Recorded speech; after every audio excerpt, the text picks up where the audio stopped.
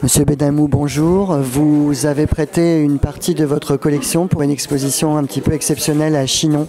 Est-ce que vous pouvez nous en parler? Vous savez, la vie, c'est une rencontre. Et j'ai rencontré Cindy Daguenet, qui est la commissaire de cette exposition. J'avais prêté auparavant plusieurs œuvres dans les 2 expositions précédentes.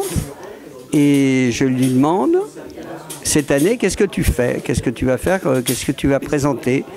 Et Cindy me dit toi. Alors je dis moi? Mais pourquoi moi? Mais oui, parce que j'ai regardé, j'ai vu tout ton parcours depuis maintenant près de 50 ans. Donc ça m'intéresserait, au travers des œuvres que tu as gardées, de faire une exposition à Chinon.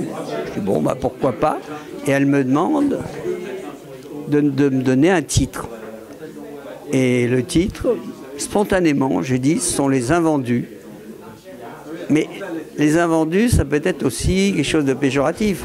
Parce que par exemple, dans une vente publique, choses qui sont invendues, c'est que personne, ça n'intéresse personne. En fait, moi j'ai gardé des choses qui maintenant intéressent tout le monde. À l'époque, c'était des œuvres que personne ne voulait. Mais moi, elles me plaisaient.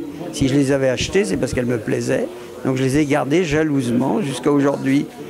Et donc je fais cette exposition, je prête à peu près une 60aine d'œuvres d'artistes français, américains, allemands, anglais, japonais, coréens. Est-ce que ces œuvres sont toujours...